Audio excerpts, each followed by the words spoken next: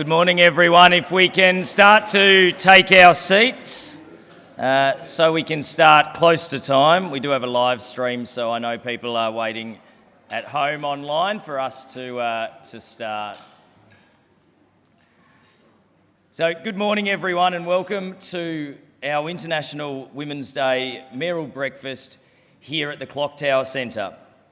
While today is a scaled-back version of our normal International Women's Day event, Council understands the importance of continuing to hold this event even in current times.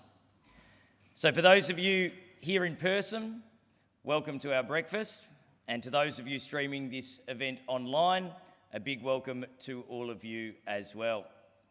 Before I begin, on behalf of Moonee Valley City Council, I'd like to respectfully acknowledge the traditional custodians of the land on which Moonee Valley is located, the Wurundjeri Woi-wurrung people of the Kulin Nation, and pay my respects to their spirits, ancestors, elders, and community members past, present, and emerging. We also extend this respect to other Aboriginal and Torres Strait Islander people here today. I would also like to acknowledge some of my fellow councillors, Deputy Mayor Katrina Hodgson. Katrina will also be on our panel a little bit later. Councillor Ava Adams, Councillor Rose Isa, Councillor Narelle Sharp, I think at the back of the room. We have Councillor Pierce Tyson and Councillor John Sypek. I don't think John is here yet, but will be attending later with his partner Kathy. I also want to acknowledge the many representatives from the Rotary Clubs of Moonee Valley, and I also want to extend a special welcome to our panel members. This morning we'll be hearing from the Chief Executive Officer of Moonee Valley City Council, Helen Swee, the Chief Executive Officer for Assembled Threads, Edwina Walsh, and we have the St Columba's College 2021 co-captains, Alicia Lowry and Grace Saporito. Before we start, I also want to acknowledge the women of Moonee Valley, and in particular this year, we would like to recognise any victim survivors of domestic and family violence. We recognise their resilience, we recognise their courage, and we stand beside them in advocating for much needed change as we move towards gender equality. Today we're going to have the opportunity to hear from some amazing local females. So for those of you in the room, please feel free to keep eating during my address. That way we can give the panel members all our attention. And for those at home, please grab breakfast, grab a coffee, and enjoy the next hour. Just a few little pieces of housekeeping as well. The toilets out the back and to the left or downstairs as well. If you haven't grabbed breakfast yet or would like to go back for seconds, please don't hesitate to get up during my speech. Go and feed yourselves. Breakfast is a key part of this morning's event. This morning's event is also a chance for us to raise some funds, and today we're raising funds for the Moonee Valley Timor-Leste-Likasar Friendship City Relationship Program. So funds raised will go directly to Council's strategic project partner, Health Alliance International, who are delivering a new program which will aim to help reduce infant and maternal mortality rates by training hospital staff and providing equipment to respond to newborn emergencies. We're also running a silent auction for this cause, which I believe is at the back of the room. You can go and see Gemma down the back. There is some great small items there. We've got a lovely hamper from Lamana Supermarket in Essendon Fields.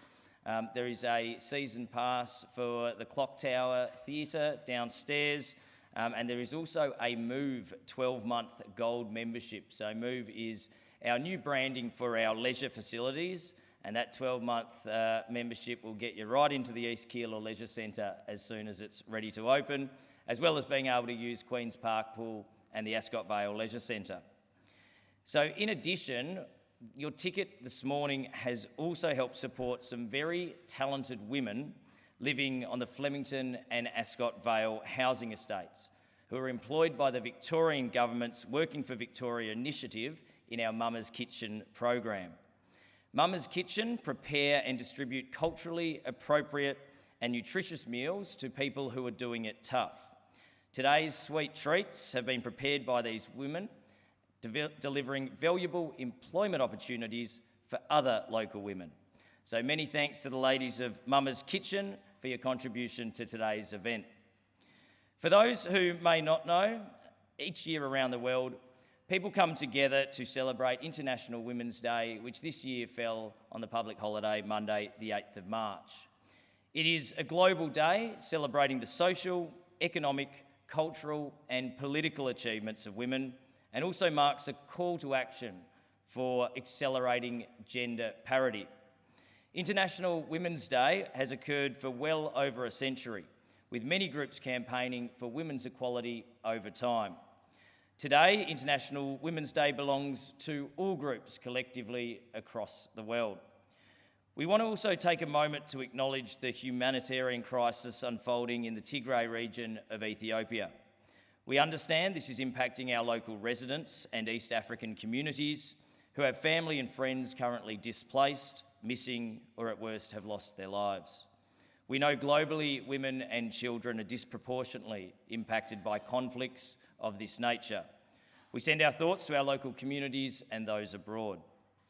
We know gender equality is an important issue in Moonee Valley, as it is in neighbourhoods and regions throughout Victoria. We also acknowledge that gender equality is critical in preventing violence against women. We also can't talk about gender equality or International Women's Day without acknowledging that around 60 women a year are murdered in Australia by men who believe they are not their equal or believe that they do not deserve the same rights. At Moonee Valley City Council, we are committed to promoting gender equality, ensuring women and girls have the same opportunities as boys and men, whether it be in their sporting club or their place of work. We're committed to making our community equal and safe for our women. The International Women's Day 2021 campaign theme is Women in Leadership, Achieving an Equal Future in a COVID-19 World. This theme celebrates the tremendous efforts by women and girls around the world in shaping a more equal future. Women stand at the front lines of COVID-19 as healthcare workers, caregivers, innovators, community organisers, and as some of the most exemplary and effective national leaders in combating the pandemic. The crisis has highlighted both the centrality of their contributions and the disproportionate burdens that women carry. Women leaders and women's organisations have demonstrated their skills, knowledge and networks to effectively lead in COVID-19 response and recovery efforts. Today, there is more acceptance than ever before that women bring different experiences, perspectives and skills to the table and make irreplaceable contributions to decisions, policies and laws that work better for all. The majority of the countries that have been more successful in stemming the tide of COVID-19 and responding to the broader health and socio-economic impacts are headed by women. Yet women are only heads of state in 20 countries worldwide. In addition to persistent pre-existing social and systemic barriers to women's participation and leadership, new barriers have emerged with the COVID-19 pandemic. Across the world, women are facing increased domestic violence, unpaid care duties, unemployment and poverty. Despite women making up the majority of frontline workers, there is a disproportionate and inadequate representation of women in national and global COVID-19 policy spaces. To uphold women's rights and fully leverage the potential of women's leadership in pandemic preparedness and response, the perspectives of women and girls in all of their diversity must be integrated in the formulation and implementation of policies and programs in all spheres and at all stages of pandemic response and recovery. Council, in partnership with our local Rotary clubs, are bringing you this breakfast to celebrate International Women's Day and to maintain the march towards equality and ending violence against women. We are extremely excited that you are all here to help us celebrate International Women's Day, and I'm extremely excited to showcase what women in leadership look like here in Moonee Valley. So we'd now like to welcome our panel, and I will get them to come up one at a time. So firstly, I would like to welcome Deputy Mayor Katrina Hodgson.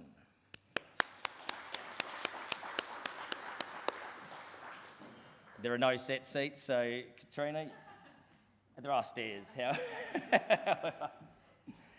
So Katrina was elected to Moonee Valley Council in October 2020. She's a historian and a passionate community advocate. Katrina has worked for the past 10 years with traditional owner communities in Victoria, undertaking historical research to support land rights claims, and more recently as a public servant. She lives in Moonee Ponds with her husband and one-year-old son, Joe. During what was a tough year last year, with many of our community suffering from financial hardship, stress and isolation, Katrina put up her hand to run for council to represent her community and make sure that Moonee Valley residents continue to be supported to stay healthy and connected. Katrina's honoured to be a councillor and in her very first year is our recently elected Deputy Mayor. So welcome to the panel.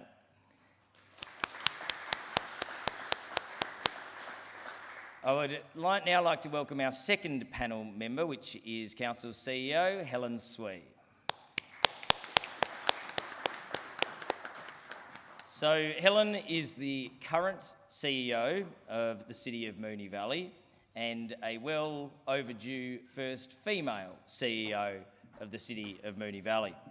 Helen has for more than 20 years worked throughout local government, the state government and not-for-profit sectors. Prior to accepting the CEO role at the City of Moonee Valley, Helen was the Director of Asset Management Reform and Implementation with the DHHS Housing Division. Helen's local government experience includes 4 years at the Whittlesea Council, where she initially held the role of Director of Corporate Services and then took on the role of the Director of City Transport and Presentation. Helen is known for valuing, developing and engaging staff to deliver positive community outcomes. Among her achievements at Whittlesea, Helen is most proud of the development and implementation of the People Strategy and Plan, which won the 2020 IPAA Leading Employers Award and led to a more engaged workforce and significantly reduced workplace injuries. This, together with other initiatives Helen put in place, realised savings for the community in excess of $50 million. It doesn't stop there. Helen has a Master of International Politics, a Master in Professional Accountancy, a Graduate Diploma in Local Government Law, and an EMBA from the University of Sydney. She's also a CPA. She was finalist in the 2015 Telstra Business Women's Awards and was more recently selected and served as a judge in the 2020 Telstra Business Women's Awards. Obviously, as a council, we're extremely delighted to have her as our newly appointed CEO, and Helen will play a key role in delivering our MV 2040 vision. Welcome, Helen, to the panel. Our next panel member that I'd like to introduce is Edwina Walsh. So Edwina is the CEO of Assembled Threads. Now, Assembled Threads creates sustainable employment for culturally and linguistically diverse communities through local apparel manufacturing using locally produced or recycled textiles. 13 local residents have started training at Assembled Threads on the former service station site just over the road at Moonee Ponds Junction. They are under the skilled guidance of Julie Wright, who is the Head of Fashion Programs at Holmesglen. Edwina is also the Design Director and founder of Bamboo Monkey, an eco-commerce brand that has a climate-first approach to its raw materials, delivering socks, clothing and homewares sourced from sustainably sourced grown bamboo. Previously, she was the co-founder of ifeedrefugees.com and Head of Business Development at Sisterworks. Edwina is passionate about young people, the planet, delivering purpose and embracing projects that match these values. With over 20 years of experience in garment product development, Edwina wants to create businesses that are fit for the future of a healthier planet. Please welcome Edwina to our panel. I would now like to welcome our two St Columba's co-captains to the stage, Grace Saporito and Alicia Lowry.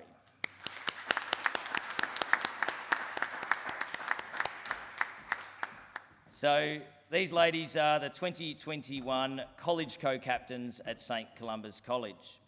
Upon being asked what drew Grace to apply for the position of college co-captain, she stated that leadership is a word defined differently by everyone. She believes that being a leader is like being a fairy godmother, to be that someone who will put needs of others first, someone who will use their authority and power to make the worlds of others a better place, and someone who is even that person who can share those hard truths. What drew Grace to fulfilling this role was the fact that she could make such an important impact on so many people's lives. Having been at the college for so long, she felt as though she understood the needs of students, and coming into her final year with a strong desire to have more voices heard, particularly based on the year that 2020 was, what better way to get voices heard than through a position of leadership? Grace knew that this was where she could gain the authority and support to back the voices of her peers and be that fairy godmother they need from time to time. Please welcome Grace. Now, echoing Grace's sentiments, Alicia was drawn to apply for this leadership position because she saw that through this role, her dream was to shape, change and empower young women to love themselves and each other. She was inspired to be a leader by the chance to be a contributor to a bright future and to look back at her Year 12 experience and be proud of the mark that she left.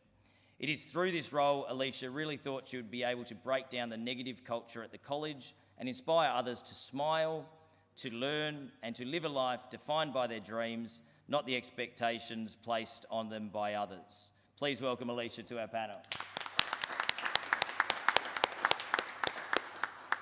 As a council, it's so important that we celebrate and learn from the works of these leaders within our community, particularly on a day like today and this week while we celebrate International Women's Day.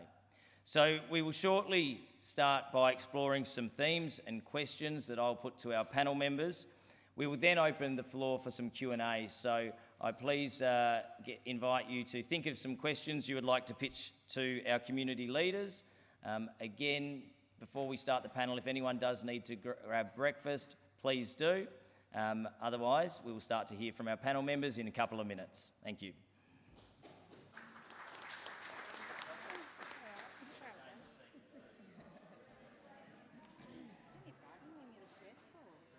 Yep.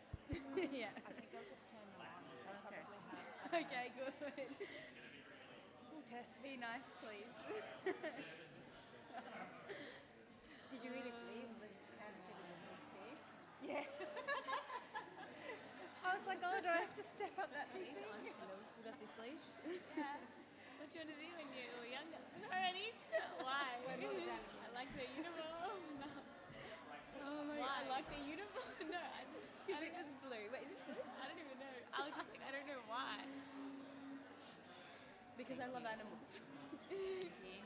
And you love people. Thank you, Mr. Mayor. There's a clear distinction between our two leadership styles. Thank you. Really great. Yeah. Such a step. Oh, thank you. But yeah. Ooh, it's cold too. I know it's so cold. Not in this sort of, not in this sort of a role.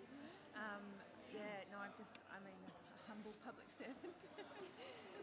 I've been a member of the Labor Party for a long time, but just as a grassroots member, which I suppose is what, councillors are. They're members of the community. So you 8:35. Probably we're just going to be like We're running just going to run in with the I never banners. thought I'd run to council. So. We're right. Yeah, I always say never say never. They'll get someone else to do it. They can get Lucy and Gemma to do it. Yeah, no, it's not in my 10-year plan, but neither was running for council, so. It's funny how Good, we're right? at It was so funny. I was looking at them. I was like, I'm definitely going to sit in front of the shore. I was like, why? it's really If you see a gap and you just sort of think, well, someone should step into it, and then people say, well, why shouldn't that someone be you? Yeah. Should we just force Miss Fish to tell us our chem scores? yeah. What's one thing you drink? She hasn't. I don't know. I think she's waiting for Daisy and she's going to be friends. Yeah, that's what do you really want to see in the future? I'd really love this. A chem sac school? Yeah, I really love my chemistry back. Wait, so she hasn't, how do you know she hasn't signed the mark? I saw some fluoro as I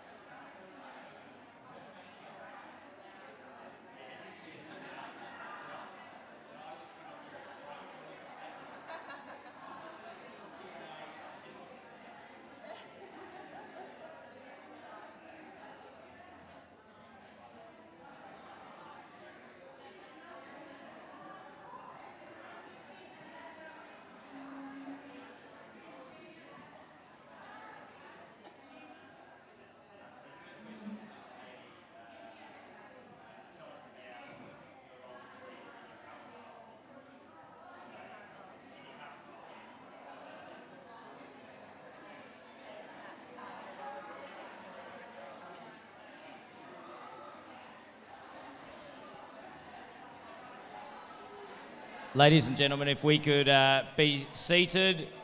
If you need to go and grab another little snack or a coffee, please do. We'll start the panel in 1 minute.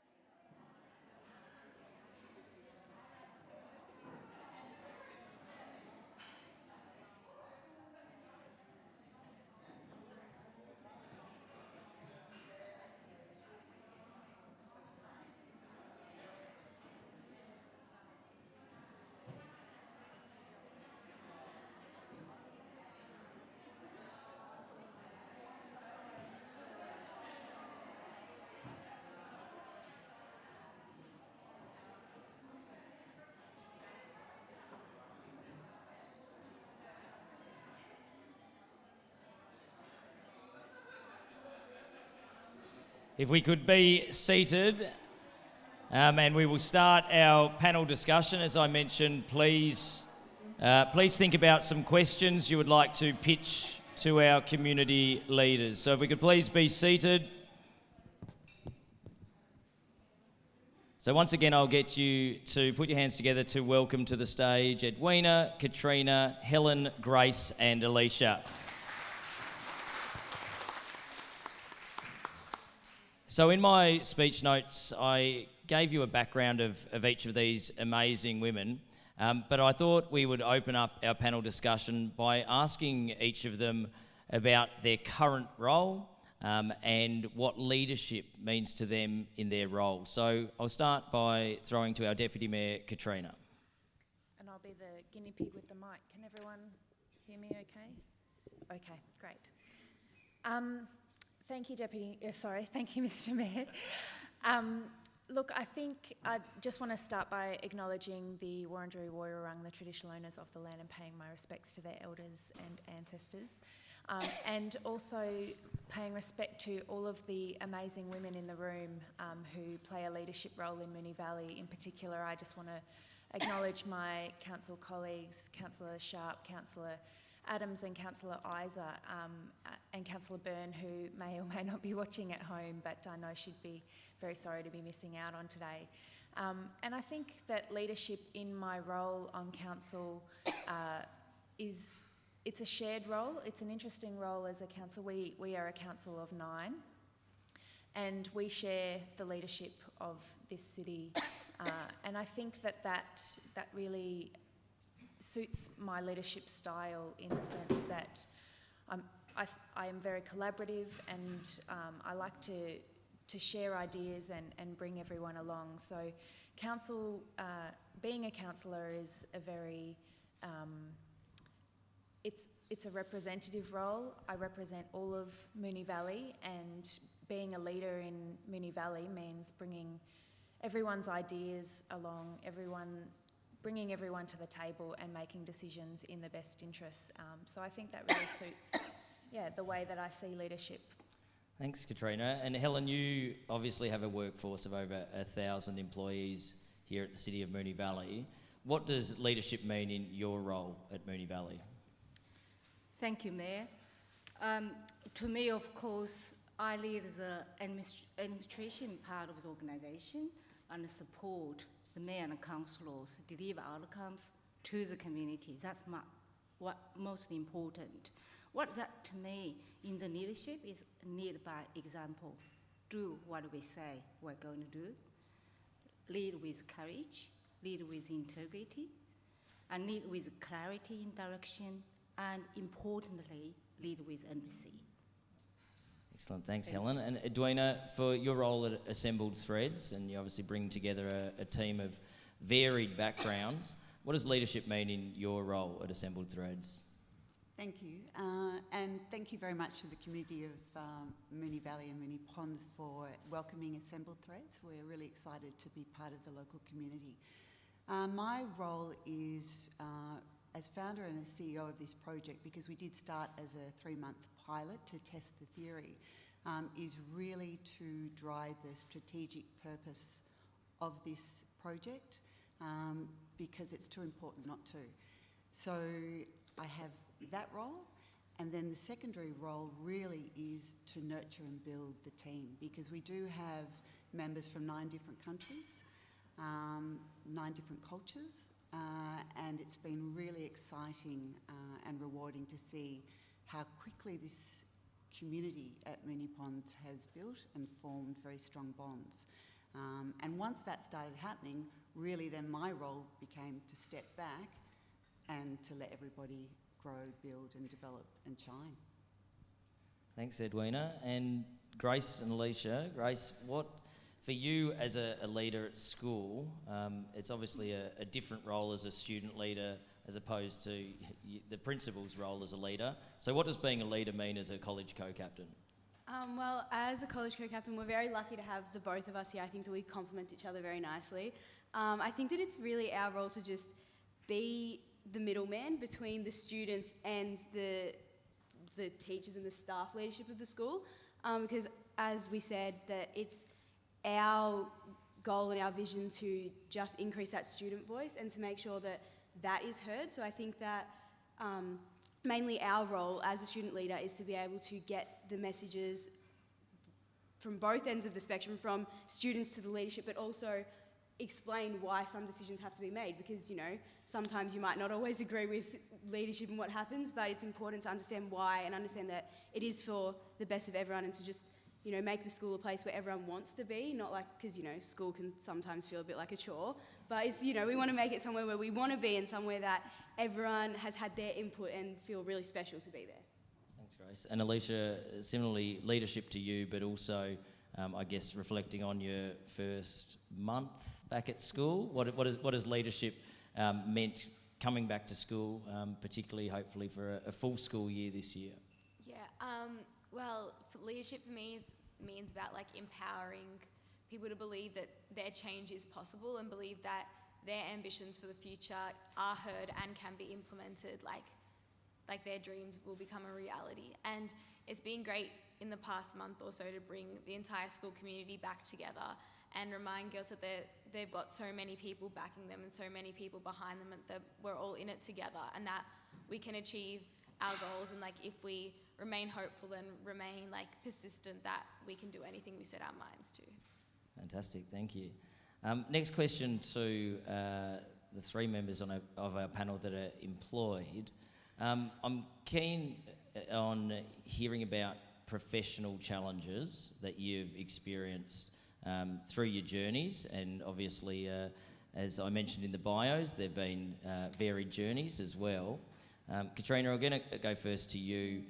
Professional challenges that you've faced, either gender-based or other, and I guess any advice to women that are in the audience or watching on the live stream about persevering through those challenges. Sure, thanks, Cam. Look, I think that the workforce and workplaces in general these days are becoming incredibly high-pressured environments, and the pressure to do more with less is growing, and I think that that's been amplified as the large part of the workforce has worked from home in the past 12 months. So probably my key challenge is, and continues to be, trying to find a balance in life between work, home life, things that you enjoy doing. And I'm not sure that I've got any amazing tips to share in the room. In fact, if anyone's managed to achieve it, I'd love to hear what you've got to say about it. But I think you've just got to remember, know what your goals are, make sure that you're looking after yourself, that you've got time to spend doing the things that nurture and nourish you, if that's work, or if it's family, or if it's, recreation. Make sure that you've got the time to do that, because that's going to allow you to succeed in the other spheres of your life. Fantastic. And Helen, yourself, obviously a varied career through private, public and non-profit sectors. Professional challenges that you've faced or overcome? Thank you, Mr. Mayor. I have been reflecting on how lucky I am here today and how grateful I am for many people, including great leaders, who are willing to trust and sponsor me over the course of my professional journey, in particular my journey in Australia. They saw and brought out the best in me. I remember arriving in Melbourne Tullamarine Airport 26 years ago. Although very well educated, I was barely able to speak a full sentence in understandable English. The value I learned in my homeland of hard work and determination were no less useful here. I remember hearing people who I respected a great deal saying to me with honesty, "Helen, you are a great talent, always working with the highest integrity and quality. Unfortunately, it's very difficult for you to further advance your career here in Australia. Australians don't like Asian accent very well. It's not right, but it's the reality." I knew that this advice was honest and came from a good place. I also knew that despite the obstacles that had been pointed out, that I was ready for the challenge. I simply wanted to do my best and see how far I could go and how much value I could create for this beautiful country which I chose to call home. One person in my career had a profound impact on me and how I could be here today. Sam Overland, former CEO of City of Whittlesea, made me feel that my efforts, my qualifications, and my performance did not need to be discounted because of my gender, my color, my accent, and even my height.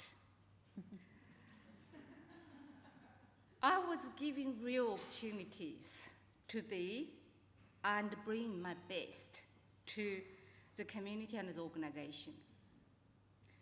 The incredible thing is that it felt like someone was following the HR handbook of inclusiveness. He just meant it and did it naturally.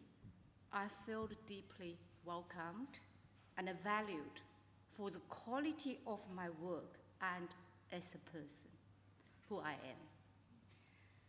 This wonderful, empowering, and inclusive experience gave me hope about how gender equality and cultural diversity can be truly embraced by our society and the nation.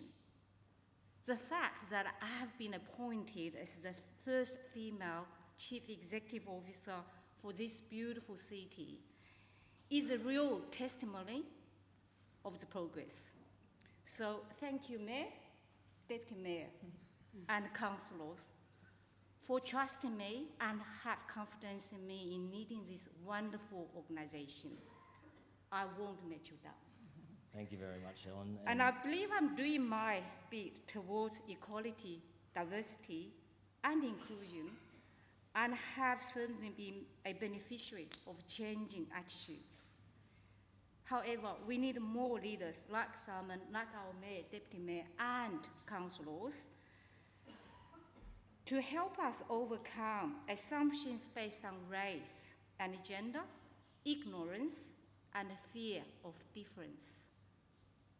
I hope that when my 11-year-old daughter Chloe grows up, she can truly have a fair go. Thank you. Thank you very much, Helen.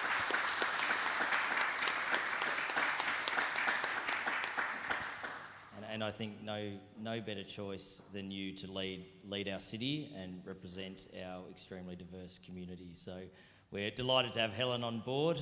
She was appointed in August last year, and already she's got a great team of directors underneath her, and Moonee Valley is really reforming, and it's an exciting place to be mayor of, to live in and to work in. Edwina, professional challenges for you, either now or earlier on in your career, and any potential advice to women in the room or streaming online?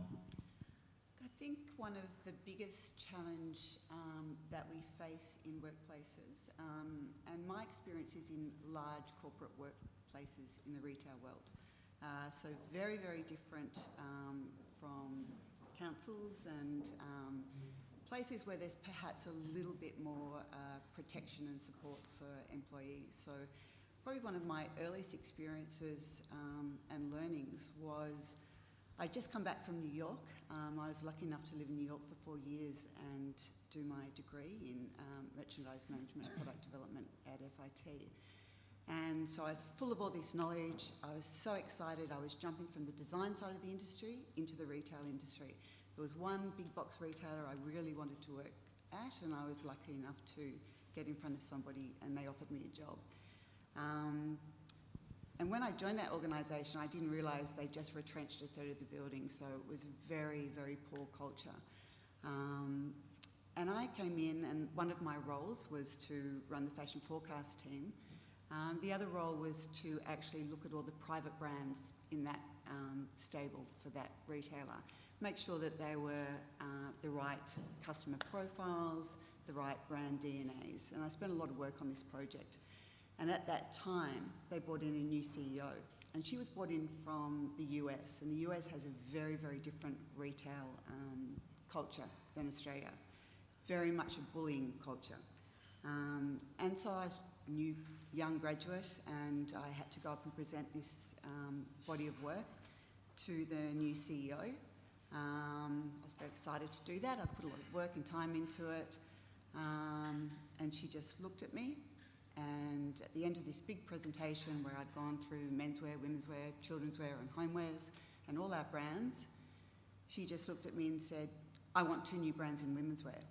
And so I was a bit annoyed. I was like, "Oh, what kind of brands? Can you give me a little bit more information? And she just looked at me with this steely gaze and she said, I told you what I want, you better learn to listen. And that was it. And I walked out of there and I was, oh my God, you know, I couldn't believe it. And I couldn't believe that someone could behave like that. And it was a real learning that sometimes people feel leadership is about being dictatorial. And it also was a learning for me to back yourself. I had all this training, I had these skills that actually weren't at that time available in Australia. We didn't build brands in the way that they did in America. We didn't have that strong private brand culture. So I thought, okay, I'm going to do it. And I set up a whole new process, and part of that process was actually letting the customer decide what those two brands were. And they ended up being very successful brands in the stable. But it was probably one of my first lessons in leadership of how not to be a leader, to be honest. Thanks, Edwina. That's some great insight. I want to pass to our student leaders now, and Helen spoke about her 11-year-old daughter Chloe and the world that Chloe will hopefully grow up in. So I'll put to you first, Grace. In 20 years' time, how do you see the world that you'll be living in, and particularly the world you're living in as a female? Well, I think that in 20 years' time, what I would like to see is a lot more women in positions of leadership. I think that we're definitely getting there, but I think that I just like, you know, all of the debates about, you know, fair pay and gender equality. I just want them to be over. Like, I just want it to be, you know, that we can just be all seen as equals and we can all be, you know, all have the same opportunities. I want my kids, well, 20 years should be all right. My dad's like having heart palpitations right now. No, I would want my kids to be able to look up and see, you know, I can be like her. Like, that is someone who I can aspire to be like. Like, you know, Jacinta Ardern, I think that she's played a really huge role in this pandemic. And I think that even for me in Australia, I've seen that, wow, you know, just even like a woman's touch sometimes can just be so much more nurturing and just really bring everyone together. And I think that I would love to see more people like that in roles where my kids could aspire to be like that and really see themselves there and, yeah, just put more things into action, I guess. Fantastic. And I think as well, it's at a local government level, and Moonee Valley's a great example. Since 2012, we've had a majority female council, still got a majority female council. In the past 9 years, there's been 7 female.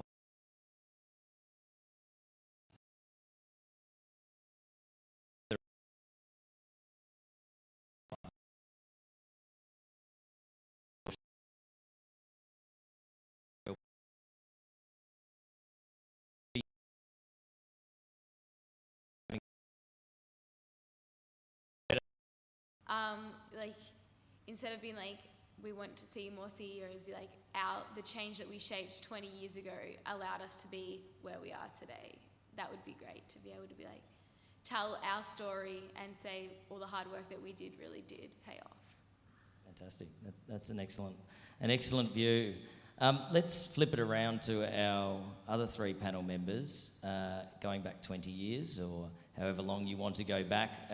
When you were young children, teenagers, what did you envisage as your career? Has it panned out that way? We'll go to Katrina. What did young Katrina want to be? When I was young, I wanted to be a mermaid. When I was a teenager, I was very interested in I loved watching the TV show All Saints. I don't know if people remember that one, but I think I wanted to be a paramedic like Bron. I wanted to be a teacher like my mum, and I ended up pursuing a career that I didn't even know existed when I was young. So when I went to university, I studied arts and science, and I always just thought, you know, science is where you can find a career because it's a lot more practical in terms of the skills that you can acquire. But I just had a passion for the history degree that I did in arts, and I pursued that. I trusted myself to be able to find a job at the end of that pathway, and I did, and it's been incredibly rewarding. Thanks, Katrina. Sadly not a mermaid, but there are other options. Helen, for you, and maybe just reflecting back to your time growing up outside Australia, where did you envisage you were going as a child? What did you want to be? Probably not dissimilar to Katrina. When I was a child, A mermaid? Did you want to be a mermaid? No, mermaid, I'm just saying, I was in a very different environment, obviously. In China back then, really limited in what you can do and you can imagine. So really was, but I would say not dissimilar is changing every now and then. One day want to be a scientist and a teacher, certainly, because apart from myself, all members of family had been teachers or are still teachers. I wanted to be a doctor. That's probably a lot to say why my eldest now is a junior doctor. It was only one day I realized, and I put lots of pressure for him to be a doctor, but it probably reflects what I wanted to be. And studying international politics wasn't one of my dreams when I was a child. I have no idea how I ended up studying that. I think it was because I was allocated to study that because I chose university, which was Beijing University. But it's a wonderful experience. But when I probably get in my early 20s, I realized it doesn't matter what I want to be. I really just want to try what I'm best at. So I just really want to expose myself to as broad a range of things as I could. And that's part of why I came to Australia, because it's a freedom, is a belief I can pursue better things that even I couldn't imagine when I was young. I think that's true. So it's really, I live the life as I say, okay, I want to try my best. I don't know what tomorrow will be. I never actually dreamed of, I want to be a CEO one day. No, it's always I want to do better. I want to deliver better outcomes to the people surrounding me. That was my driver. And then all the other things, whether it's a position title or salary, they came naturally after I deliver what I believe I can deliver to the people surrounding me. Thank you. And Edwina, a younger Edwina, where did you envisage you going? And I'm just trying to think. I don't think I had any grand plans. I think if somebody had looked at me from afar, they would have said to my parents, just head her straight into fashion. I used to be making things all the time and changing my clothes 5 times a day, and was absolutely passionate about that product development, creative side. But I went to a school that was all girls and very rigid academically. So it was sciences or humanities, and then you went straight to university. We had quite a progressive headmistress at the time, and she would say to us all the time, you will have a career and not a job. So I was like, okay, so what's my career? Maybe I like people, psychology, maybe I'll do that. So I went to Melbourne Uni doing an arts degree, majoring in psychology, and about 2/3 of the way through, much to the disgust of my parents, I dropped out because I just was bored. It wasn't what I wanted to do, and I decided to give myself 12 months to get a job in fashion. If I couldn't, I would go back. I luckily talked my way somehow into a graduate traineeship with the company and never looked back. And then it was not till later when I had the opportunity to go to New York and study and do the exact degree I wanted to do that I then completed my degree. Fantastic. So we'll open up some questions to the floor if anyone has a question.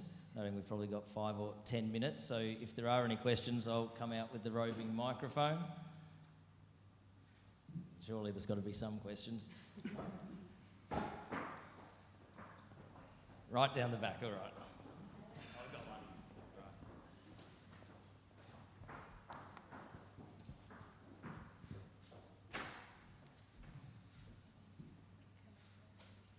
How have you seen female leadership roles and the culture of those hierarchy roles change across your lifetime?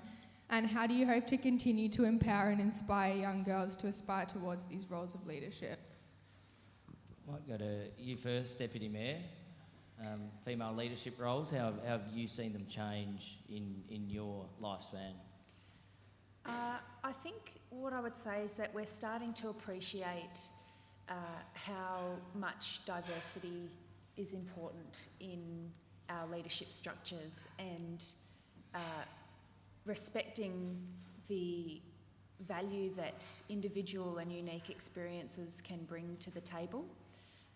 And I think through that, it's becoming more common to see women, people from diverse backgrounds, entering positions of leadership, and that's to the great benefit of the organisations that they lead, to society as a whole. Second part of the question. Sorry. I guess the changes in culture as well, workplace culture that you've experienced through your lifespan.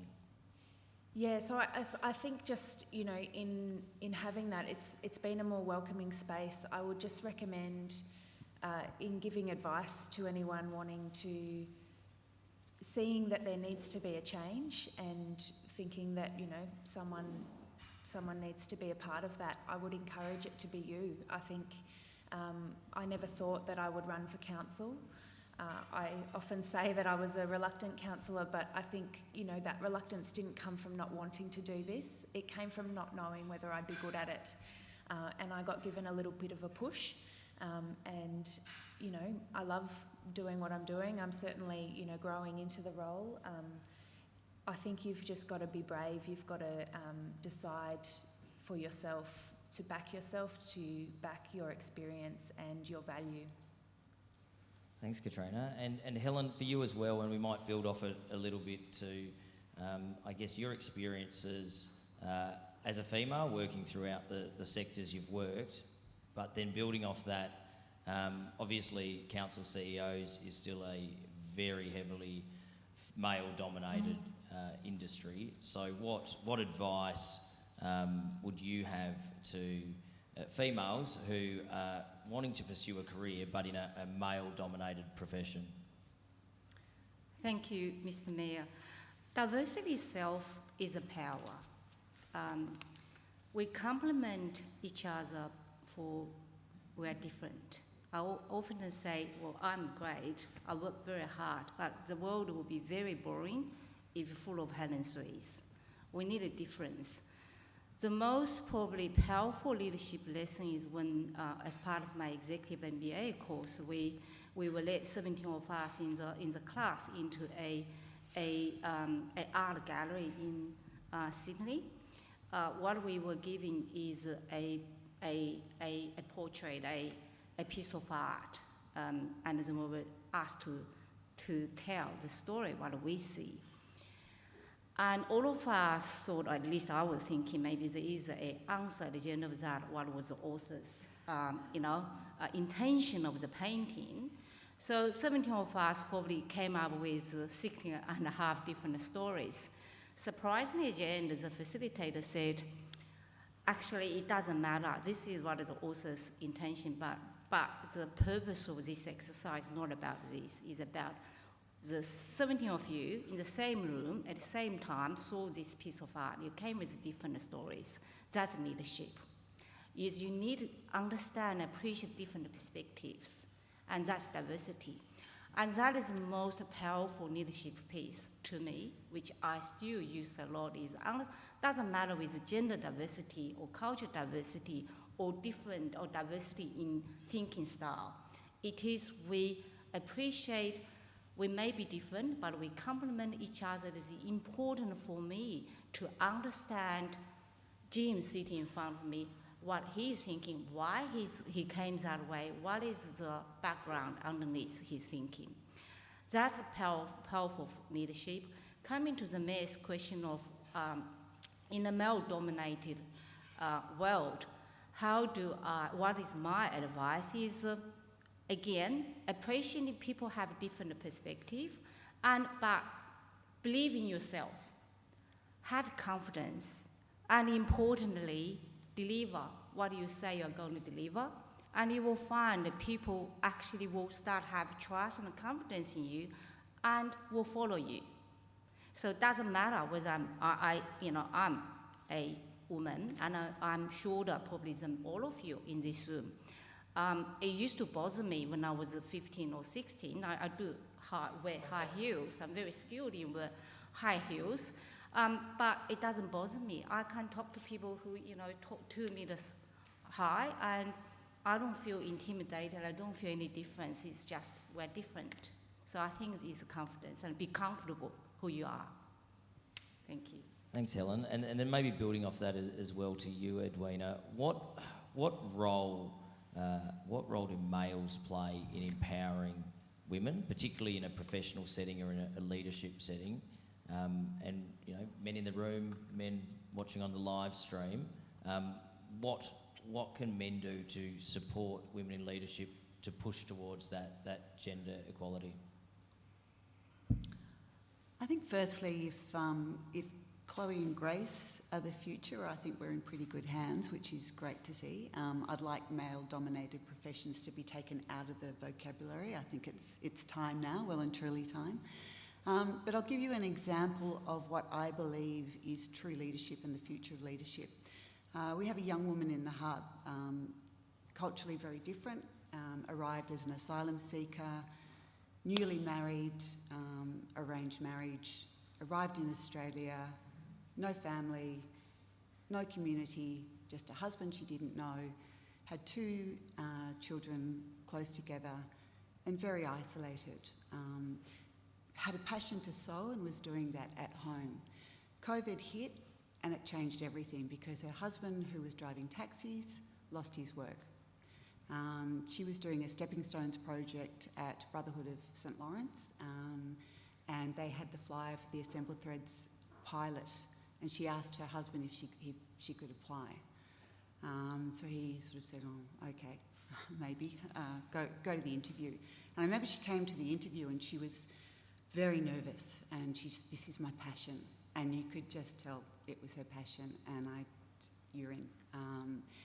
And her husband was very nervous about it because in her culture, women just don't work. And especially once they get married, they never work.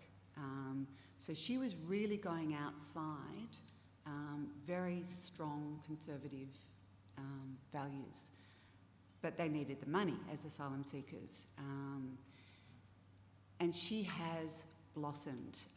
I met someone from Brotherhood of St Lawrence recently, and they came in to have a chat to her, and they couldn't believe that this was the same person because she never spoke for the 2-month program that they ran. Whereas now, she's a natural leader in the hub, and whenever she's there, she will stand and engage the whole team, and she encourages them to practice their English because she arrived with 0 English, and she taught herself English by listening to podcasts and listening to the radio. And that passion for sewing is her purpose. This is her purpose, is to work as a sewer and work as a designer. And we've actually been able to, Julie and I have worked together at Homeschool, we've actually got her into Certificate 4 level. She can't believe it. She came back after the Christmas break saying, I had an argument with my husband. I said, I need to do this course. I need to study more. He said, no, please just wait till we get residency and we can afford it. No, you need to get a loan. She's like, we can't afford it. And when she came back, I could say to her, look, Julie and I have been working on the site. We've got you in. And we think we can get you a scholarship. And we've managed to get the fees down to nothing. And then another local, the Farnham Community House locally here in Moonee Ponds, bought her books. And another organisation, when they heard she was an asylum seeker, gave them her other bits and pieces for free. And she is blossoming. And I keep saying to her, you're going to be running Assembled Threads, very quickly, very soon. That's my hope for her. But she has naturally shown what leadership is. It's if you have a purpose, you need to stick to that purpose and you need to follow it. And I think her husband has really shown what needs to happen is that men need to support women in their purpose and in their passions. And if they want to work, fantastic, because she's taken the leadership role for that whole family. she's now the sole income going into that family at the moment. And it's been really impressive to see. Thanks, Edwina. So noting we're almost at the finishing time, and many of you might want to grab a coffee or one of the Mama's Kitchen treats before you head off. So I just want to finish with our student leaders and pose the question to you: what can all levels of government, local government, state government, federal government, do to empower you as young females as you grow up and leave the school life into the workforce? To you, Grace. I honestly just think just to have those opportunities there, like to make them available. I know going to, I'm not sure where this really falls, but I know that going to like uni open days and stuff, I saw, because I was looking at engineering for quite some time, and I saw that there was so many scholarships for women in engineering, and I think that like just having that opportunity and having that support for women would be, yeah, just nice to see, and would make you feel a lot better about going for those positions, or, you know, being who you really are, and going off, you know, what the other women on this panel have been saying, just to be your best self, but to feel supported to do that. And so just to have those opportunities there would be, yeah, a really great step, I think. And Alicia, responsibilities of any of the three tiers of government to enable you as a female going out into the world?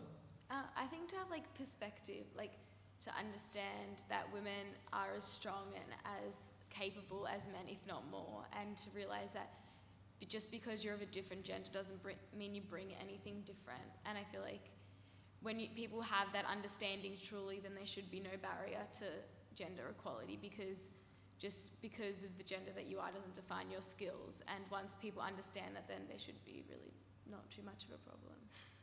Fantastic. What an excellent note to finish on. If you could put your hands together to thank our amazing panel.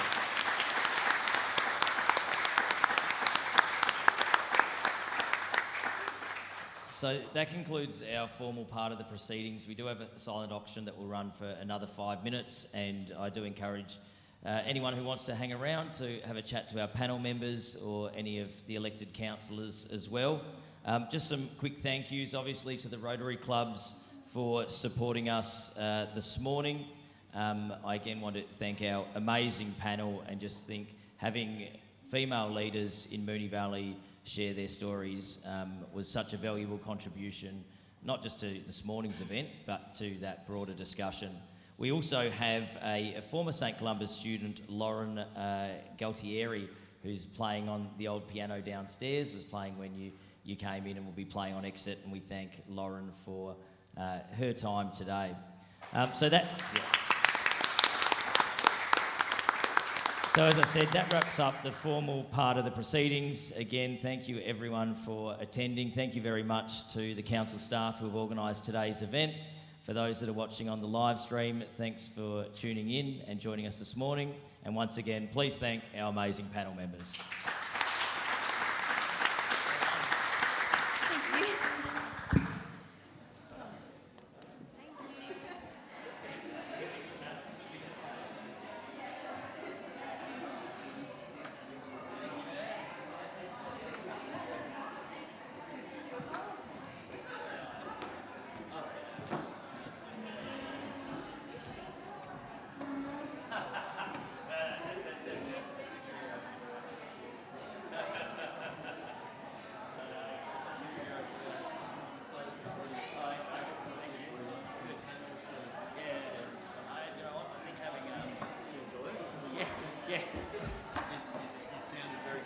Yeah.